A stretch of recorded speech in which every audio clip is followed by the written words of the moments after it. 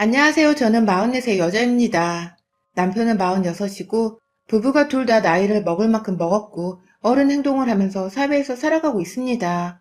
어디 가서 막내 소리 듣는 건 양가 집안에서 뿐이지 직장을 가거나 사모임을 나가더라도 늘 윗사람 대접을 받거나 어른에 속한 나이대여서 현장을 이끌거나 책임을 지는 행동들을 많이 해야만 하는 저희였어요. 그게 늘 익숙해져서는 평상시를 그렇게 살아온 부부이기도 했고요. 하지만 이런 저희가 시댁만 가면 그렇게 옛 취급을 받네요. 저희 친정에서도 안 그러는데 유독 시댁에서만 말입니다. 저는 집안의 장녀라서 친정에 가더라도 밑에 있는 여동생이랑 남동생네한테는 큰 윗사람이에요. 가족이라서 회사에서처럼 격식을 갖추고 윗사람 아랫사람 차별을 두고 행동을 하는 건 절대 아니었지만 조카들도 저를 보면 큰 고모 큰 이모라면서 불러줬고 친정 부모님도 제 체면을 살려주겠다면서 평상시엔 잔소리도 많이 하다가 명절에는 그 흔한 잔소리를 입 밖으로 꺼내질 않으셨어요. 오히려 철들어서 자기 앞가림을 잘하고 사는 어른이라고 봐주시면서 기특하다, 예쁘다 해주시니 제가 괜히 어깨가 올라가서는 좀 더 책임감 있는 언행을 하거나 행동을 하려 노력을 하게 되었죠. 그런데 저희 남편은 저하고 아주 다른 사람이었습니다. 남편뿐만 아니라 남편의 집안은 대체적으로 저희 집과 달라도 너무 달랐어요. 남편은 일단 시댁에서 가장 막내에 속한 사람이었습니다. 저희 집과 마찬가지로 위로 누나 하나에 형 하나가 있는 삼남매 집안이었는데요. 가장 막내였던 저희 남편은 확실히 막내라 그런지 예쁨을 참 많이도 받고 자란 듯 했어요. 그런데 시어머니의 태도나 형님, 그리고 아주버님의 태도가 좀 우습더라고요.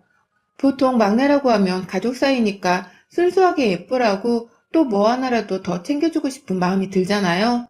저는 제 동생들과 그 가족들을 보면 괜히 떡 하나라도 더 먹이고 싶은 그런 마음이 들곤 했거든요. 그런데 저희 시댁은 딱 남편한테만 떡 하나를 더 먹이면 먹였지 절대로 저한테는 그 떡을 나눠주려고 하질 않으셨습니다. 철저히 남편의 몫과 제 몫은 나누려고 행동을 하셨죠. 일단 저희 시어머니께서는 제 위로 형님이 한 분 계셨음에도 불구하고 맏며느리 대접을 해주기는커녕 오히려 막내인 저를 향한 구박을 하는 대접에서만 더 초점을 맞추셨어요. 처음 결혼을 할 적부터 같이 맞벌이로 일을 하는 여자라는 게 상당히 마음에 들지 않는다면서 제게 일방적으로 직장을 그만두고 남편 내조나하라고 잔소리를 퍼부으셨던 분이셨거든요. 그게 합리적이지 못하고 또 결혼으로 인해서 여자 혼자만 희생을 해야 한다는 너무나 고리타분한 생각에서 비롯된 언행이라는 걸 너무나 잘 알고 있었기 때문에 저는 당연히 반대를 했습니다. 결혼을 한다고 해서 내가 일을 그만두는 일은 절대로 없을 것이니 그 일에 관해서는 다시 언급을 하지 말아달라면서 확고하게 말씀도 드렸죠. 그 문제에 관해서는 제 남편도 저를 치켜 세워주면서 분명하게 제가 일을 하는 것에 있어서 찬성을 하는 뜻을 밝혔고요. 하지만 저희 시어머니는 그 후로부터 찾아오는 명절마다 저한테 꼭 그런 말씀을 하시더라고요. 밖에서 일하고 들어오는 여자애가 집안에서 살림을 제대로 한 적이나 있었겠어? 뭐 하나라도 내가 더 가르쳐서 서울로 보낼 거니까 그런 줄 알아라. 큰애 너는 가만히 있고 막내 너 나 따라와. 라고 말입니다. 이런 식으로 저를 향해서 제가 회사를 다니는 사람이니 살림을 잘 할 줄 모를 거라면서 그러니 명절에 시댁에 와 있는 동안에는 제대로 살림살이를 가르치다가 서울에 보낼 거라며 보란 듯이 저 혼자한테만 일을 강요하셨습니다. 아직 형님이랑 친해지기도 전인 결혼 초부터 시어머니가 막내인 저를 잡고 구박을 하면서 시집살이를 시키는 바람에 형님은 저랑 친해져봤자 좋을 것이 없다고 생각을 한 건지 슬슬 거리를 두기 시작했고요. 급기야 나중에는 시어머니를 따라서 저한테 시집살이를 같이 시키더라고요. 막내라서 잘 모를 테니 내가 좀 가르쳐 줄게. 라고 하신다거나, 어머님, 너무 소리 지르시면 목 아파요. 이런 건 제가 따끔하게 가르칠게요.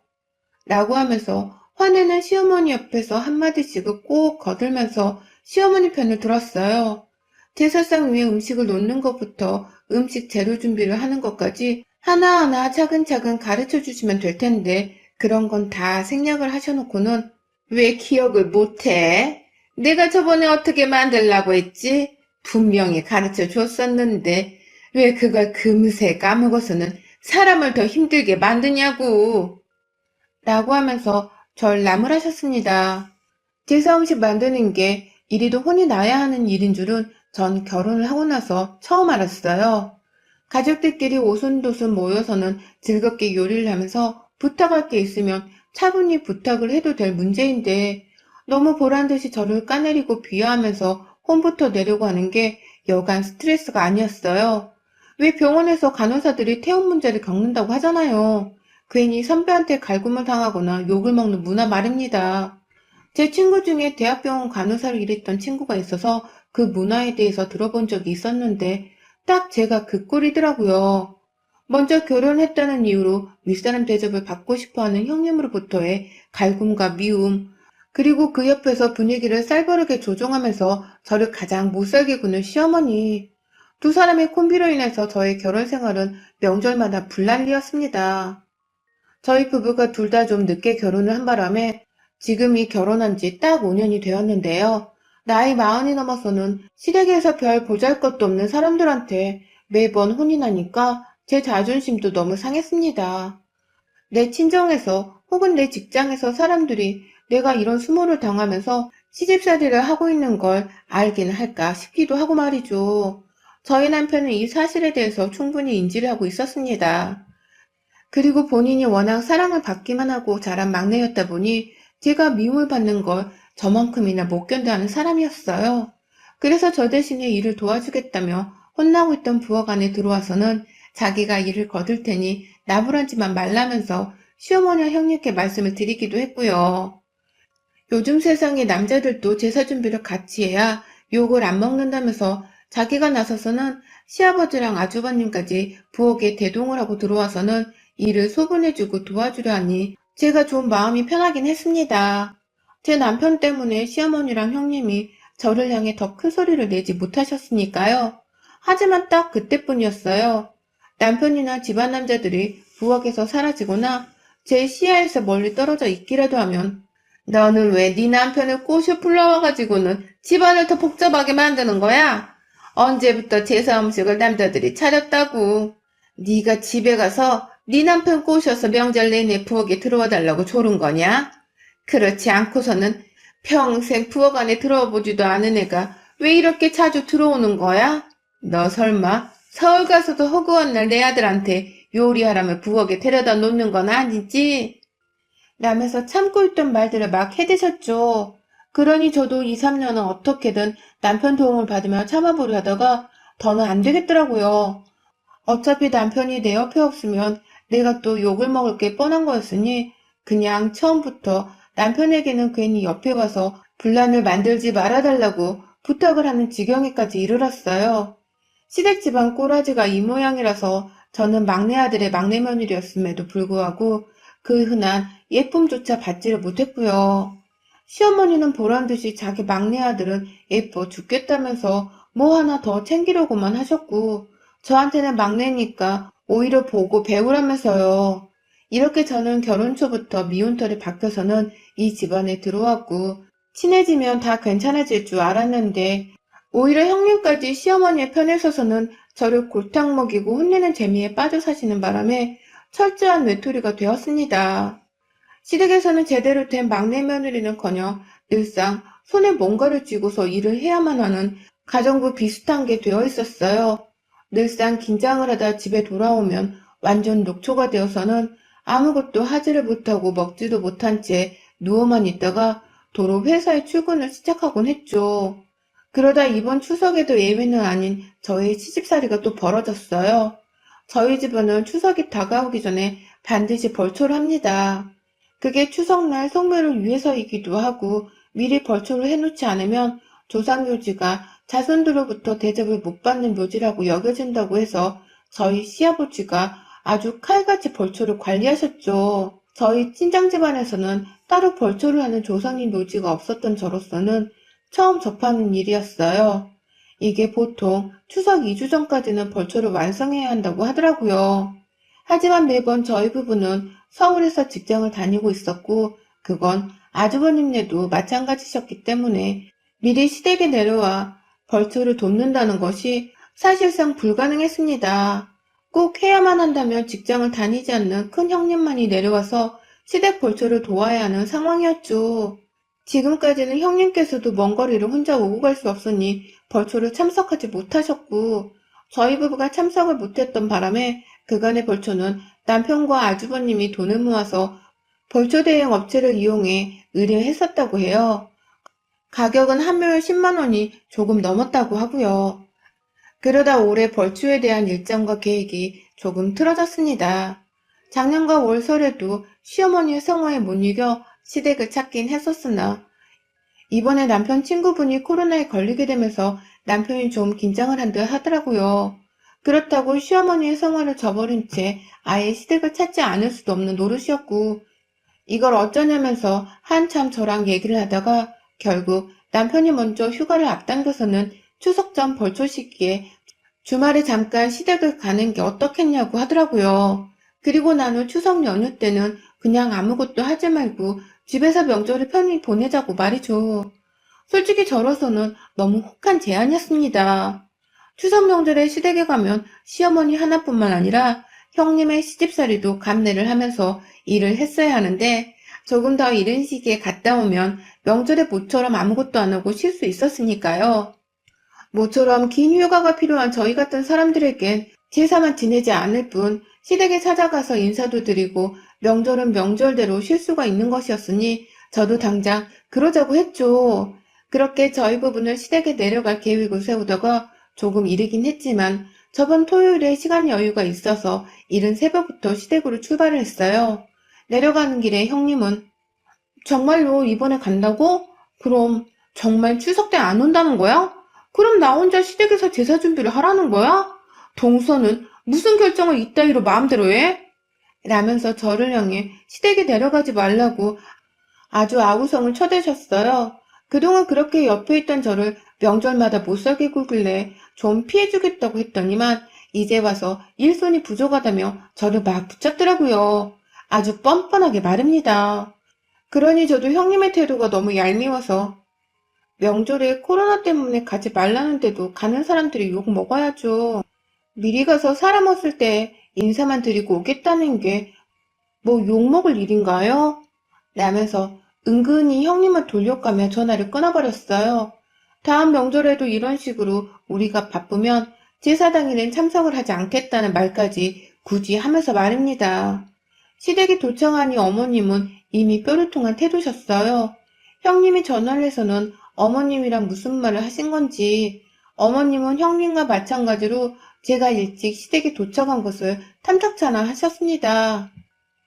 벌초만 하고서는 명절에 오지도 않을 거라고 하면서 괜히 저희 부부한테 그러면 안 된다고 하시는데 저는 그 말을 한 귀로 듣고 흘리려고만 했죠. 이러다가 확 추석마다 화가 나서 시댁에 아예 오지 않으려고 할 수도 있다는 것을 좀 알려드리고 싶었던 나머지 일부러 시어머니가 투정을 부릴 때마다 모른 척을 하면서 제 할 일을 했습니다. 그러다 늦은 오후가 되어서 남편이 바로 벌초를 나서더라고요. 그러니 저도 남편과 시아버지를 따라서 함께 벌초를 돕겠다면서 나섰습니다. 아주버님이 안 계셔서 일손이 하나 모자란 것이었으니 제가 당연스레 도와줘야겠다 생각을 한 것이었어요. 하지만 이 별다른 뜻 없이 나섰던 저의 벌초길이 지옥길이 될 줄은 꿈에도 몰랐습니다. 집을 나서서는 한 30분도 채 산을 오르지 못했던 때였어요. 저 뒤에서 막 누가 제 이름을 너무 애절하게 부르는 거예요. 순간 그 목소리를 남편이랑 제가 동시에 듣고서는 처녀 귀신 소리라도 되는 줄 알고서 소스라치게 놀랄 정도였습니다. 누구냐면서 남편도 주변을 두리번거리기 시작했고 이내 시아버지도 그 목소리를 들은 건지 아니 누가 너 이름을 부르는 것 같은데 라면서 잠시 올라온 산 주변을 살펴보시더라고요. 그리고는 이내 남편의 눈에 가장 먼저 그 목소리의 정체가 포착되었어요. 그건 바로 저희 시어머니셨습니다. 세상에 궁시렁대면서 제 이름을 부르고 따라 올라오더니만 땀을 뻘뻘 흘리고 계신 어머님이 제 남편을 비키라며 밀어내더니만 제 팔을 딱 잡으시더라고요. 넌 집에 도로 가서 밥 해야지 밥. 내가 잠시 한눈을 팔고 있는 사이에 벌초를 하겠다고 남자들을 따라 나서 그럼 나보고 혼자 니들 밥을 차려놓으라는 소리냐? 네 손으로 밥을 차려 시부모님 앞에 놔둬도 모자라 판국에 남자들 뒷공문이 쫓아와서는 등산이나 하며 팔자 좋게 놀려고 어림없는 소리. 라고 하면서 말입니다. 지금 당장 밥을 해야 나중에 남편이랑 시아버지가 내려와서 드실 수 있다며 저를 막 그 비탈길에서 아래로 잡아당기는데 전 순간 제가 무슨 대단한 죄라도 지은 줄 알았습니다. 아니 어머님 말로 하세요 말로. 여기까지 다 올라왔는데 밥하러 다시 내려가자는 게 도대체 무슨 말씀이세요? 여기서 벌초도 돕고 다 끝나고 나서 밥을 하면 되잖아요. 라면서 순간 신경질적인 반응이 저도 모르게 나와버렸는데요. 어머님이 그러시대요. 벌초가 다 끝나고 어느 천년에 밥을 하냐고. 왜 이렇게 젊은 애가 말귀를 못 알아들어? 나 혼자 밥 못하니까 네가 지금 날 따라오란 소리 아니냐? 라고 말이죠. 그러니까 우리 어머님은 지금 저한테 밥 한 끼를 손수 차리라는 그 말씀을 하기 위해서 저희가 올라온 산을 쭉 따로 타고 와서는 기어코 저를 다시 끌어잡아다가 산 아래로 내려가게 하려는 것이더라고요. 다시 한번 말씀드리지만 이유는 온전히 며느리 손에 차려지는 밥을 먹기 위해서 말입니다. 자기 혼자서는 죽어도 저까지 먹게 될 그 밥을 차리기 억울하니까 하지 않겠다고 하는 시어머니의 투정을 산 한가운데서 마주해야만 했습니다. 기분이 더러워서 뭐라 말을 하려는데 어머님은 자꾸만 제 팔을 잡아당기면서 산을 내려가려고만 하셨어요. 그러니 저도 슬슬 오기가 생겨서는 절대로 안 내려가요. 여기까지 지금 힘들게 올라와서는 기분 좋게 산 경치 구경하는데 저보고 밥하러 내려가자는 게 무슨 말씀이세요? 저는 이 집 며느리로 들어온 거지 식모가 아닙니다, 어머님. 말씀 가려서 하세요. 라며 생전 처음이다시피 강하고 똑부러지게 말씀을 드렸어요. 한두 번도 아니고 시댁에 올 때마다 말씀을 왜 이렇게 차갑고 하인대하듯이 하냐면서 내가 며느리라고 우습게 보이는 거냐며 몇 마디를 더 거들면서 기분이 불쾌하다는 것을 온몸으로 표현했어요. 제 팔을 잡고 있던 시어머니의 손을 뿌리치면서 남편을 향해서는 나 진짜 왜 이런 취급까지 받아가면서 내 집도 아닌 남의 집에서 조상님께 일을 갖춰야 하는 건지 모르겠네. 나 당신 도우러 기쁜 마음으로 벌초로 왔는데 겨우 밥 한 끼 차리라는 시어머니 닥달에 이런 식으로 끌려 내려가는 게 맞는 거야? 나 이런 취급받는 거 우리 부모님께도 말씀드리고 정식으로 한번 따져 물어봐. 라면서 저희 친정 부모님까지 들먹이면서 기분 더럽다고 소리를 질렀는데요. 그러자 시아버지도 그렇고 남편도 그렇고 일 키우지 말자면서 당황하며 제게로 오시더라고요. 시아버지는 이미 시어머니께 혼자 내려가라고 여기까지 온 며느리한테 뭔 말도 안 되는 소리를 하며 따라 내려가자고 하냐면서 호통을 치고 계셨고요. 남편은 남편대로 무시하고 먼저 가자 라면서 저를 앞에 세워서는 등을 밀어주며 등반을 시키더라고요. 다행히 경사가 그리 높은 산은 아니었고 위로 올라가는 둘레길만 뺑뺑 돌면 되는 길이어서 힘든 건 없었지만 남편이 등까지 밀어주니 얼마나 제 몸이 편했는지 모릅니다. 그 뒤에서 시어머니는 여전히 시아버지랑 실랑이를 하면서 며느리를 데려가서 일을 시켜 먹어야 할 거 아니야. 내가 지금 나 혼자 가서 며느리 밥까지 차려놓으라는 거야? 라면서 여전히 식모 부리려고 하듯이 말을 하고 계셨어요. 그러니 아버님도 시어머니를 먼저 진정시켜 놓아야 벌초를 하든 뭐를 하지 않겠냐면서 그 자리에서 꼼짝없이 시어머니를 설득하며 집으로 돌아가라 벼르고 계셨고요.